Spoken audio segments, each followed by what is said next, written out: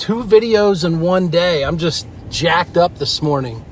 But I just had some conversation and several meetings today at 2 of our properties that we bought on the market.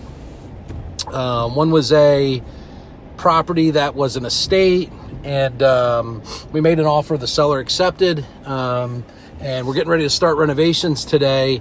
And our projected budget when we bought the house was $40,000. And when the project manager went through the property and did a detailed budget, he presented it to me today, and was $55,000 was the estimate. And just to put that into perspective, normally when we buy a property to renovate and resell or flip, as most people know it, the average profit's about $15,000 or $20,000. So if you're over on your renovation cost by $15,000, you're in a hole from the beginning. You're either going to have to try and raise the price of the house to make up for the difference, which is not the best approach to get it sold. Or one of the things that a lot of people then start doing is eliminating work.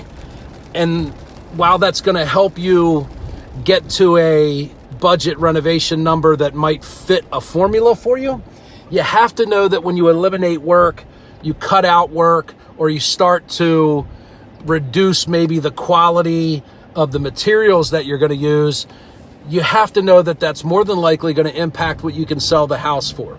So I'm no contractor expert. I've just been doing this for long enough that I've developed a system that works well for me when I walk through a property to estimate a renovation. And what I've seen most people do is they try and use like a very short, maybe quick estimating tool where they lump all the flooring into one number. They lump all the exterior work into one number. They lump everything into maybe 10 categories. The challenge with that is you're trying to estimate much larger numbers. And as you're walking through a property, if you're only going to be there for 15 or 20 minutes, it's pretty challenging to be able to accurately, A, make a list of the work that's needed, and B, be accurate with the amount that you're estimating. So what I do is I start on the outside of the property, and I go from mailbox to front door to gutters to roof to downspouts to power wash. You get the idea. I literally document, like my renovation list might be 4 pages long, and I just make the list as I walk through the property. The good news is I don't have to remember after I'm done walking the house how many doors or how big the finished basement was. I literally line by line create my list of renovations and then the cost for that.